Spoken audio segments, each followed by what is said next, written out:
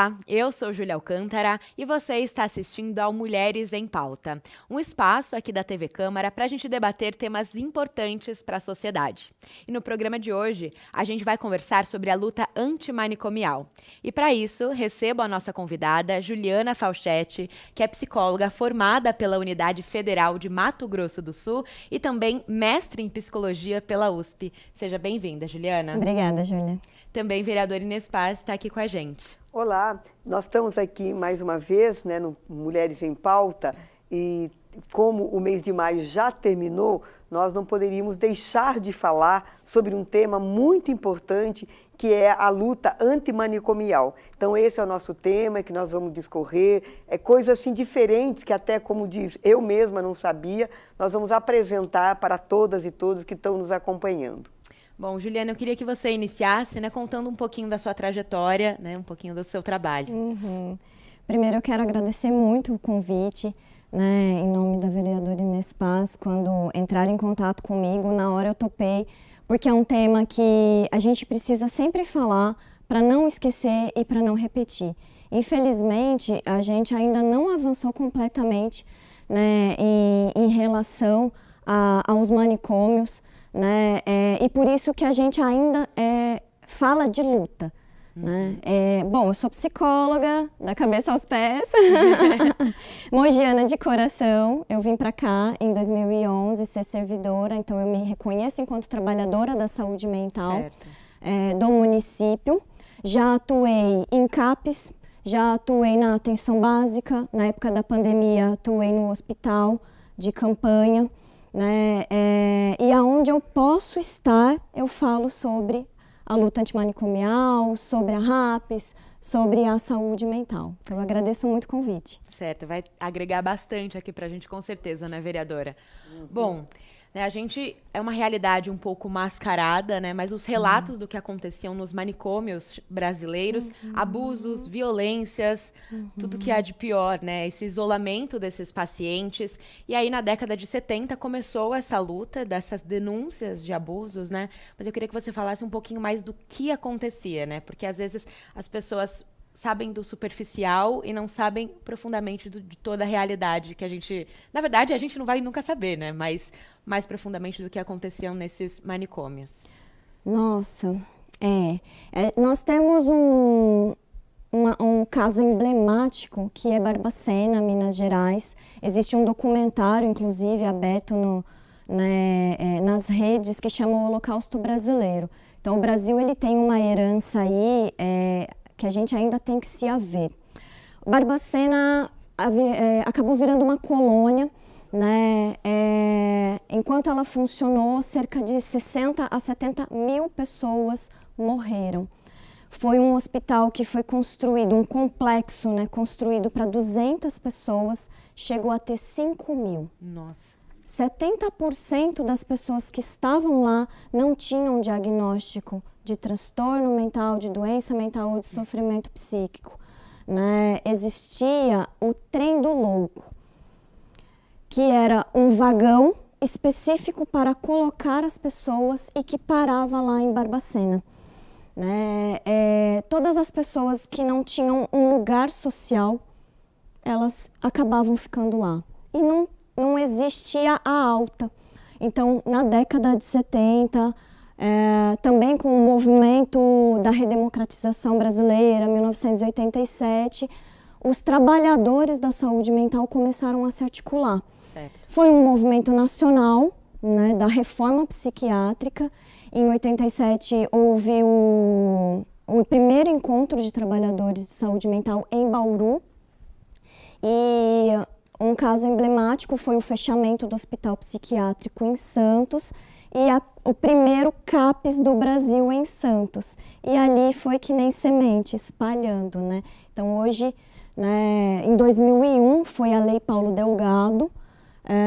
Mais de 20 anos depois, a gente pode dizer que mudou muita coisa, mas que o discurso manicomial, ele está ganhando novamente uma força, e por isso que a gente precisa se mobilizar, por isso que a gente precisa desses espaços de divulgação, para a gente não esquecer o que aconteceu. Tem só mais um minutinho assim. Tem um caso emblemático de uma mulher numa cela em que ela morreu. Não se sabe o porquê que ela morreu, se sabe que era uma mulher por conta dos traços. Quando foram encontrá-la, ela era só uma mancha no chão. E ali vieram os órgãos fiscalizadores, tinha sinal de cândida, tinha sinal de vários produtos de limpeza, porque tentaram apagar, mas a mancha do corpo dela não saiu. Então, todo tipo, não existia roupa, eles andavam nus, né? A comida, né? É inimaginável tratar uma pessoa da forma como era tratado. Sim, e como você disse, né, o período que o Brasil estava vivendo, né, não era também uma coincidência. Essas pessoas que iam para esses hospitais eram pessoas que saíam do status quo, né? Homossexuais, mães solos, né? Pessoas que não necessariamente tinham alguma doença mental. Sim. As mulheres foram as grandes vítimas, né? Os homens ainda tinham algumas altas, porque a mão de obra masculina ela sempre foi mais absorvida, a braçal. Mas a mulher, a partir do momento em que ela entrava, ela não saía mais. Minha mãe morou em Barbacena, né? Ela relata, ela era ainda criança, mas era realmente uma coisa de terror. Tinha em volta desse hospital, eles não passavam perto, porque era algo de medo mesmo, isolado da cidade, para realmente ficarem como prisioneiros, né? Sim, eram celas, né? Eram celas, pessoas eram amarradas, né? Sim. E daí começou essa luta na década de 70, mas a lei da reforma foi só em 2001, muito tempo depois. Sim. 2001, a Lei 10.216 ainda é o nosso norte, que estabelece a rede substitutiva. Certo. Né?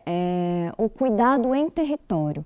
Acho que o hospital ele sai como o centro do cuidado e entra a rede. Né? Pensando que território é onde a gente produz vida, é onde a gente produz sofrimento, mas é onde a gente produz as soluções também.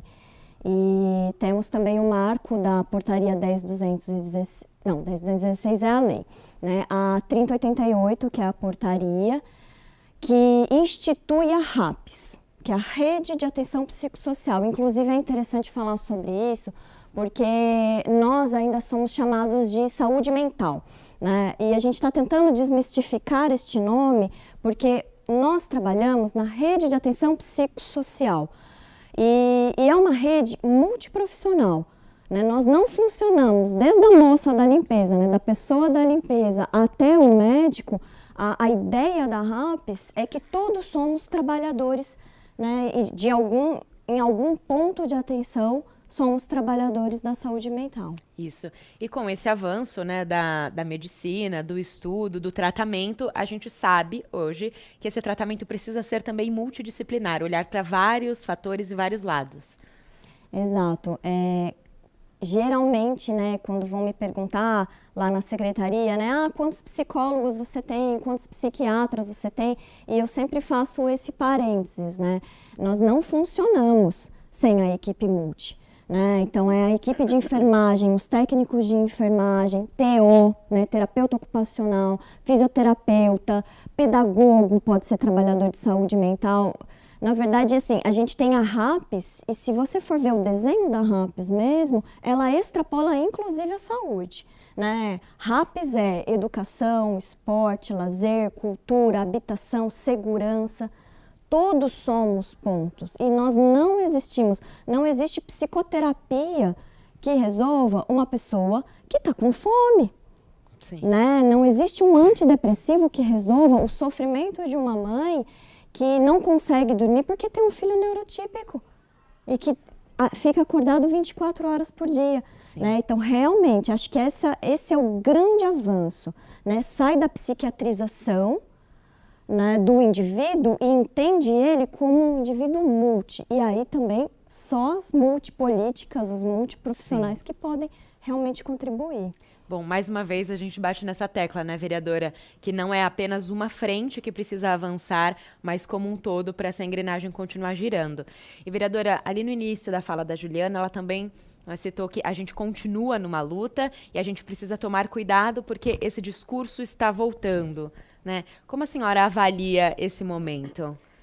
Então, ouvindo, né, a Juliana falar, a gente acaba fazendo, como diz, voltando no túnel do tempo, né? Então, primeiro, diante desse questionamento que você faz, Júlia, ver o momento conjuntural que nós estamos vivendo agora e o que aconteceu ou vinha acontecendo em tempos anteriores. Então, nós, na década de 70, nós estávamos em plena ditadura militar.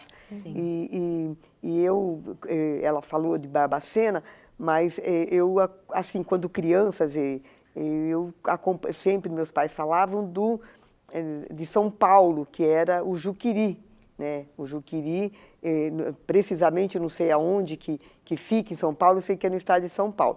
E eu tive, assim, familiares, um tio, por parte da minha mãe, que passou por lá, mas só que eu nunca fui nesse sentido. Então, eu vejo um processo tanto antes como agora, porque agora a gente vê, estamos saindo desse processo ditatorial, desse processo fascista, que faz, no fundo, um processo de higienização social.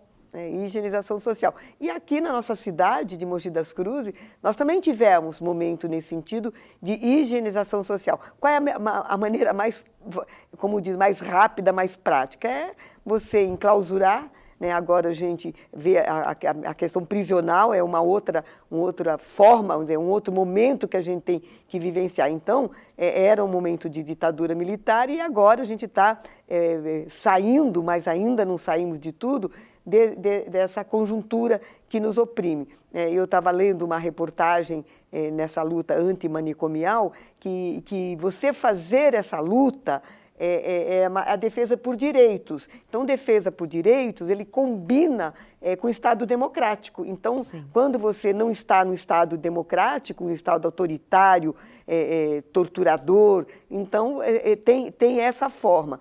E é interessante que o despertar para essa questão, né, do que é, de como é que são tratados essa questão, né, como diz, da loucura, antes da loucura, um filme bastante interessante, que eu não vou lembrar a década, mas provavelmente foi na década de 70, O Estranho no Ninho. Né? Então, O Estranho no Ninho, ele procurou, retratou, né, a questão de o que é essa loucura, né? Então, o mundo é louco, né? Então, a pessoa que foi internada dentro do filme, que foi internada como louco, dentro dessa loucura, que é o momento que a gente vivenciou, que estava vivenciando, que é louco, né?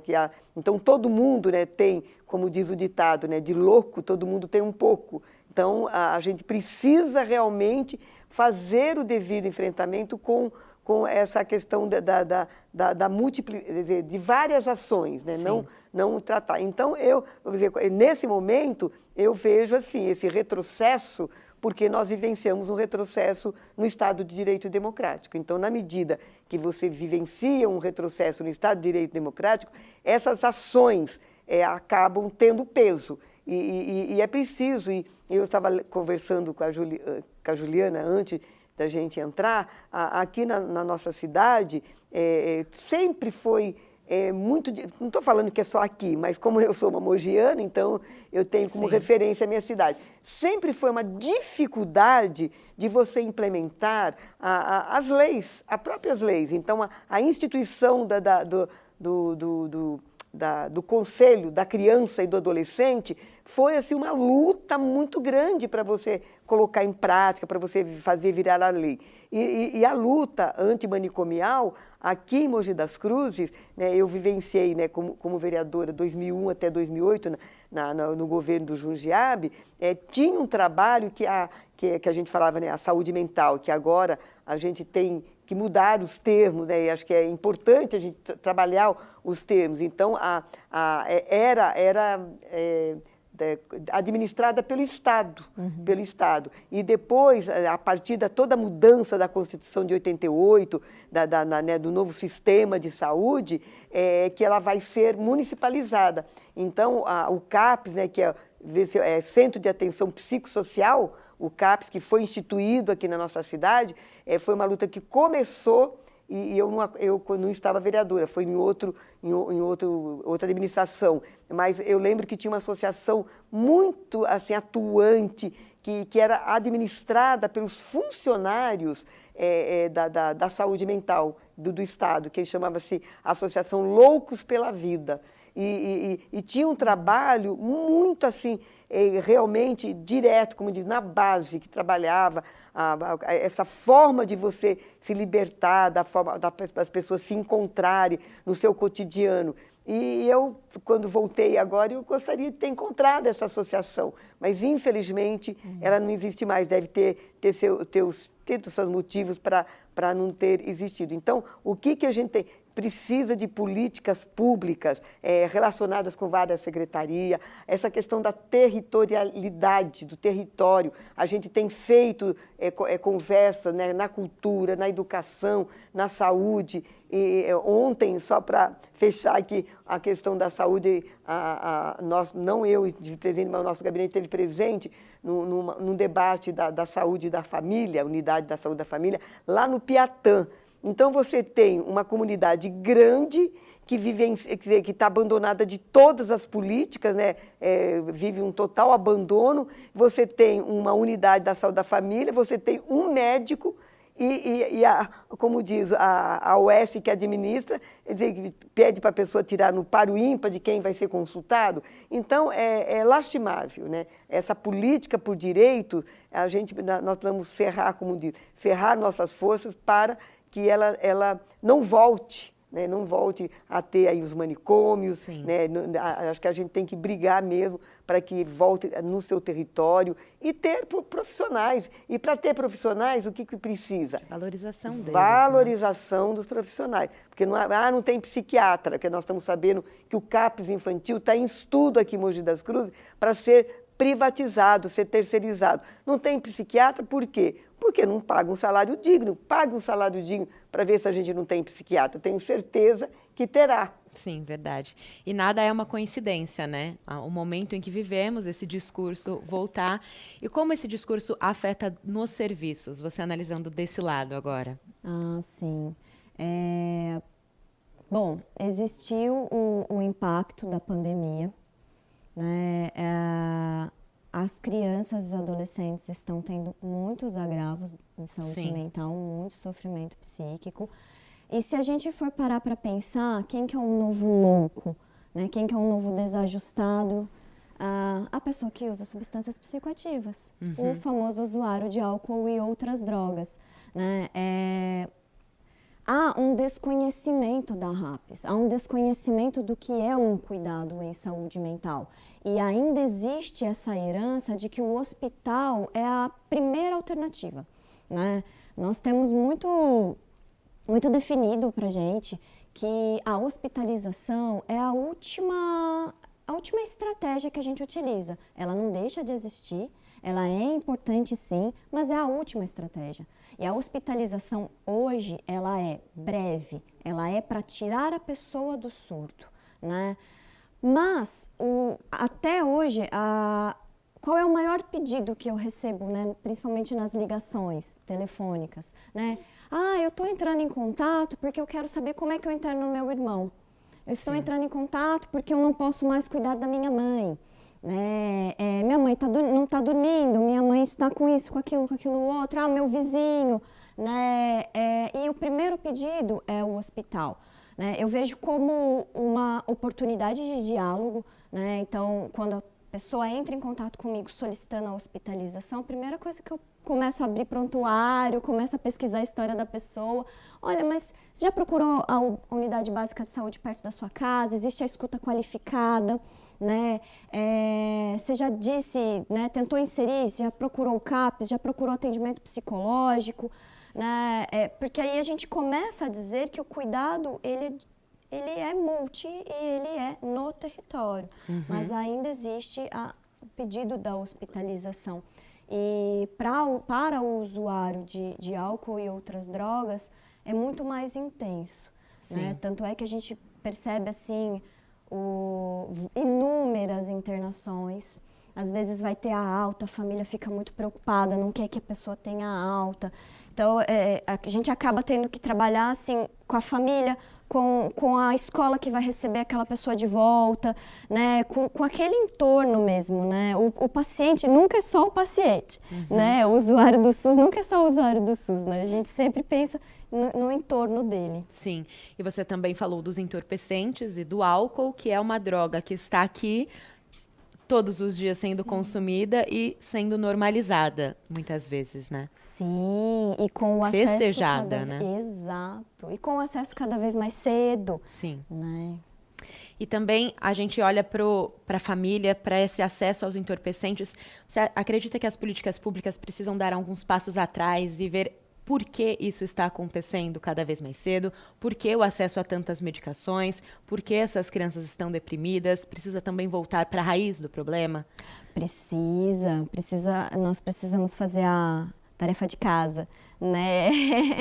Toda vez que a gente fala de ser humano, a gente está falando de um ser humano meio que no passado, porque nós estamos estudando o ser humano através das teorias que já foram feitas lá atrás, né? E sim, precisamos voltar, precisamos, inclusive, pensar nas redes de apoio que as famílias estão tendo, né? Na forma de produzir mesmo sociedade que a gente está vivendo, o próprio processo de escolarização cada vez mais cedo, né? Um recorte, eu não sou contra a escolarização cedo, mas a obrigatoriedade, né? Porque que a gente precisa deixar a nossa criança integral na escola, porque a gente precisa trabalhar, porque não tem mais rede de apoio, né? E tudo isso sofre, sim, tem um impacto, né? E eu sinto falta, desculpa, Júlia, eu sinto falta das campanhas publicitárias. Vocês lembram? Pra isso, né? Educativa mesmo, né? Na TV, na grande mídia, né? A gente falava mais sobre os perigos. Eu tenho visto que a gente não fala. A gente também sempre bate nessa tecla, né, vereadora, da educação, de começar isso realmente de uma maneira informativa e educativa, né? Sim.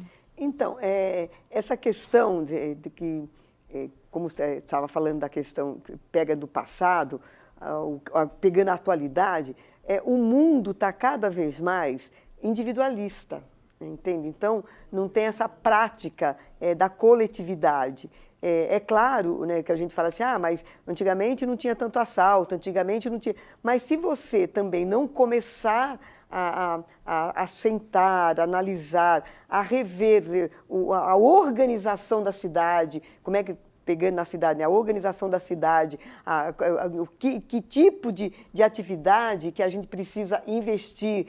Mas não existe essa preocupação, não existe. Então, o que a gente vê em políticas públicas múltiplas, que a gente fala, precisa de coisa múltipla, faz um evento, aí saiu o evento, não tem nada para continuar, né? Não tem nada para continuar. A questão, aí tudo acaba realmente, de fato, chegando na escola, porque a escola, ainda com todos os problemas que a gente vê que tem na educação, mas você acaba encontrando, e hoje a gente vê até escola fechada, você acaba encontrando uma quantidade de escola bem próxima da onde você mora, mas é diferente de uma UBS.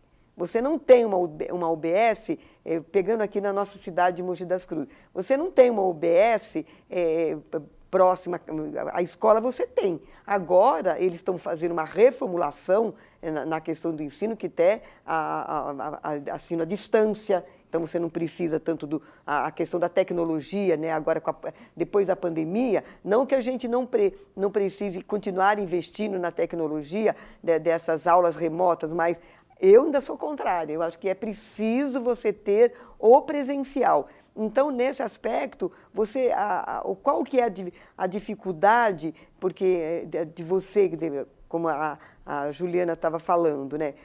Você já procurou uma unidade básica da saúde, você já procurou, né, um CRAS, vamos dizer assim, mas é muito demorado.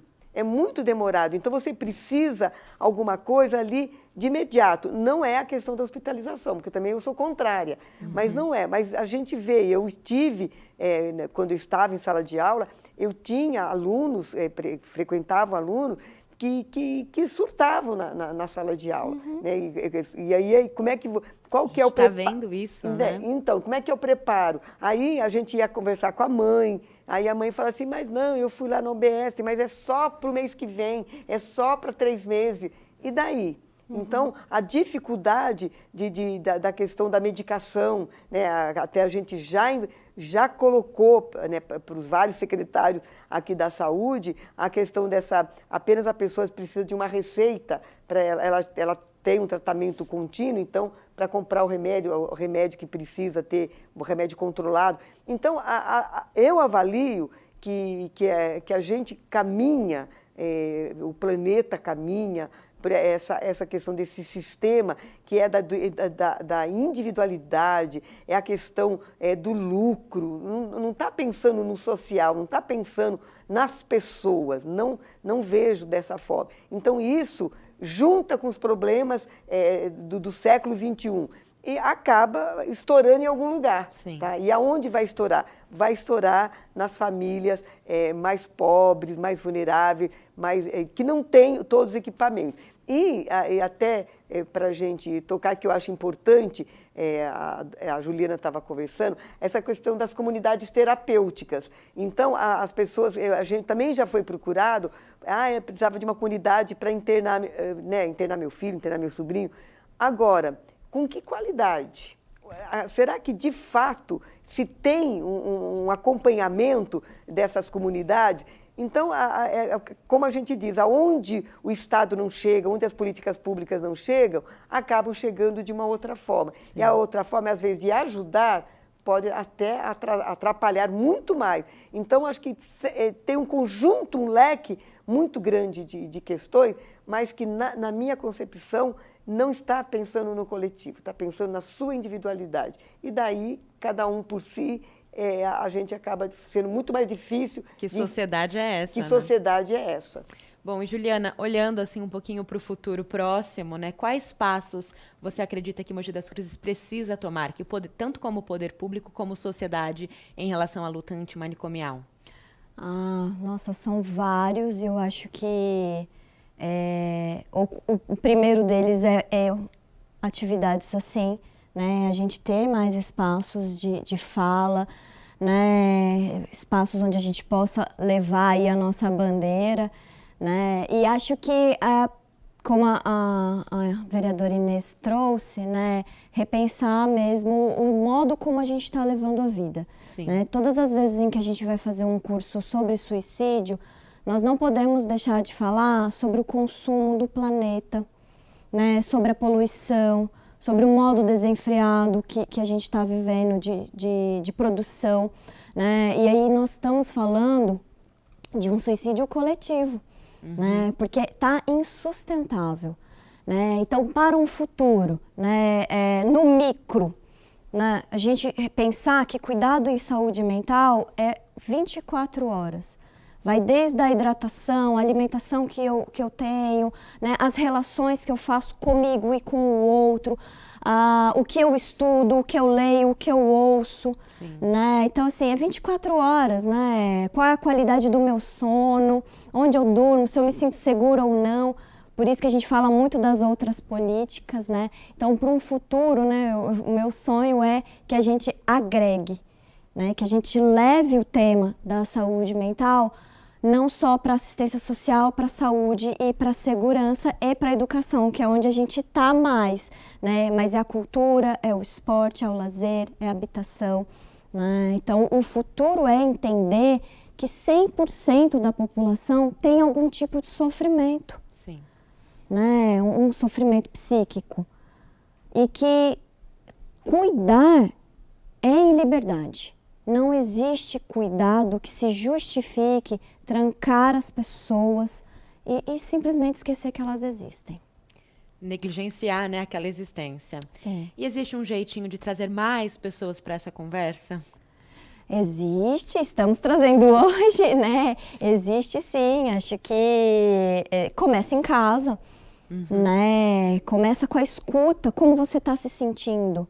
né? Como você está dormindo bem, está cuidando da alimentação. Não precisa ser complexo, né? Não, e ali nós enquanto trabalhadores, né, ir expandindo. Então a gente tem as responsabilidades sociais, mas começa sempre no micro, né? Procurar se comunicar com os nossos jovens, entender que o sofrimento deles é legítimo e é diferente do que foi na nossa juventude. Sim. Né? Criar pontes. Eu vejo que a gente está criando muitos muros, né? Criar pontes e utilizar o que tiver para poder falar sobre isso. Perfeito, Juliana.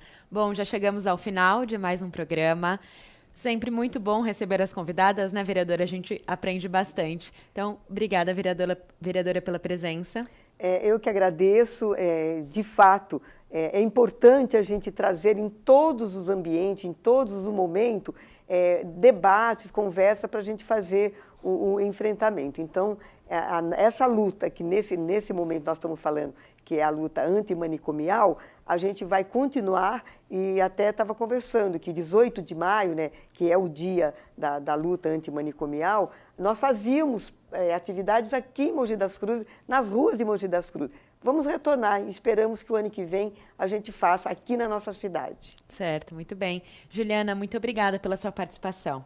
Eu que agradeço o convite. E claro, obrigado especial a você que nos acompanhou.